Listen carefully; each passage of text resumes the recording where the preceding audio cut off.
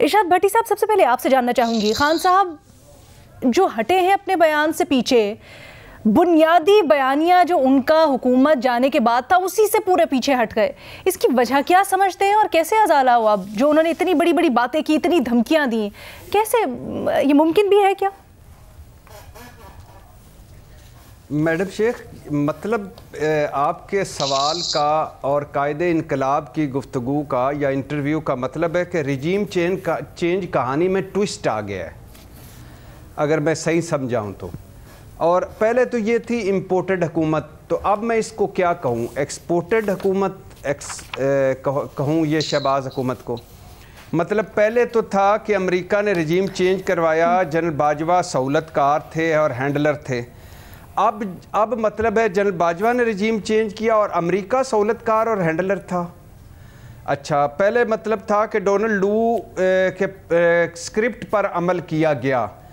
اب میں سمجھوں کہ ڈونلڈ لو کے ہاتھ میں باجوہ ڈاکٹرائن تھی، اور ڈونلڈ لو بیچارہ تو مورا تھا، سہولت کار تھا اور ہینڈلر تھا۔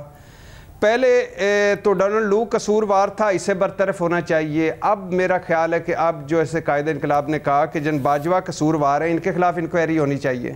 اچھا، پہلے رجیم چینج ہوا میرا ایبسلوٹلی ناٹ کہنے پر اور دورہ روس کرنے پر۔ اب اس کا مطلب ہے رجیم چینج ہوا شہباز شریف کی وجہ سے، کیونکہ وہ جن باجوہ کے لاڈلے تھے، چہیتے تھے اور قریب تھے ان کے۔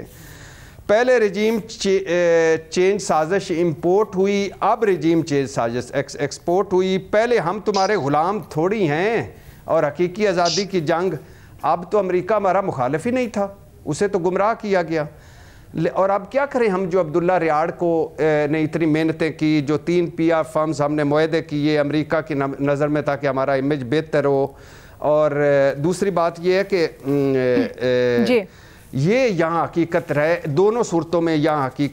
یہ ذہنوں میں رہے کہ سائفر ایک حقیقت ہے، اور میں جنرل باجوہ کو توسیع بھی دینا چاہتا تھا، اور میں نے جنرل باجوہ سے 2 خفیہ ملاقاتیں بھی کیں، اور یاد رہے کہ میر جعفر اور میر صادق نواز شریف اور شہباز شریف ہے۔ ٹھیک میڈم شیخ، سمپل سی بات ہے، سادہ سی بات ہے، ایک جب ووٹ آف کانفیڈنس سے پہلے فوج نیوٹرل ہو گئی، فوج نے کہا کہ اب آپ اپنے سارا کچھ خود سنبھالیں، اور بلا شبہ فوج نیوٹرل نہ ہوتی تو عمران خان کے پیچھے کھڑی رہتی تو عمران خان آج وزیر اعظم ہوتے۔ باقی اب تک جو سامنے آیا ہے اس میں مسلم لیگ مسلسل، اس میں کوئی شک نہیں کہ ان سے مسلسل اسٹیبلشمنٹ سے رابطوں میں تھی، شہباز شریف سے ملک احمد خان تک بیک ڈور چینل کھلا ہوا بھی تھا۔ شاہد خاقان عباسی صاحب کی ایک ناراضگی کی وجہ یہ بھی تھی، سر جو آپ بات کر رہے ہیں، سر آپ جو بات کر رہے ہیں یہ ہم بڑے مہینوں سے کرتے چلے آ رہے ہیں، ہمارے پینل پہ بیٹھے ہوئے اینالسٹ پہلے دن سے یہ کہتے چلے آ رہے ہیں کہ جی یہ جو امریکہ کی بتی کے پیچھے لگایا جا رہا ہے یہ ایکچولی پیچھے سے کہانی کچھ اور ہے، یہ تو چلیں اسٹیبلشڈ ہے، ہمارا پینل بڑی دفعہ کہہ چکا ہے، لیکن سر یہ جو بیانیہ بنایا گیا اس کے اتنے زبردست قسم کے، اتنے خطرناک قسم کے کانسیکوینسز ہیں جس کا ہم اندازہ بھی نہیں کر سکتے، بلکہ ہم نے انفولڈ ہوتے ہوئے کچھ کو دیکھا بھی، کس طرح سے ایک طوفان بدتمیزی تھا، لوگوں نے امپورٹڈ کے تانے دے کے، غداری کے تانے دے کے کیا کیا کچھ نہیں کیا۔ سر اب اس کے اوپر کیا کریں یہ بتا دیں، اب خان صاحب پیچھے ہٹ گئے ہیں فائنلی، تو اب اس سب کا کیا ہو؟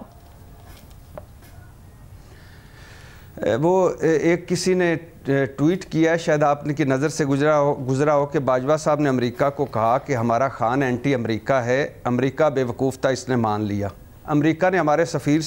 کو بلا کر کہا کہ خان کو نکالو، سفیر نے باجوہ صاحب سے کہا، باجوہ صاحب نے PDM سے کہا، امریکہ نے PDM کو پیسے دیے، اور اس سب میں سب سے آگے محسن نقوی تھا۔ اب بات یہ ہے میڈم شیخ کہ وہ تو گزر گیا، اب وہ گزر گیا ہو گیا، لیکن آپ ایک صرف ٹرینڈ دیکھ لیجئے کہ عمران خان صاحب جب باہر کے میڈیا کو انٹرویو دیتے ہیں تو ان کا رویہ کچھ اور ہوتا ہے اور بات کچھ اور ہوتی ہے، شفٹ کر دیتے ہیں وہ اسٹیبلشمنٹ پہ اور جن باجوہ پہ، جب اندر بات کرتے ہیں ہم سے تو وہ شفٹ کر دے، وہ امریکہ کو، تو پھر آپ اس کو کیا کہیں گے؟ پھر آپ اس کو کیا کہیں گے؟ آگے بڑھنا چاہتے ہیں کیا اتنا سادہ ہے؟ اب وہ بھلا کر آگے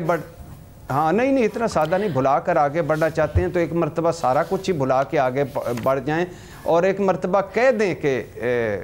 سچی بات بھی کہہ دیں کہ فوج میرے پیچھے نہیں رہی تھی، سمپل سی وجہ تھی. ہاں باقی ساری ریما آپ کہیے گا کیا یہ اتنا سادہ ہے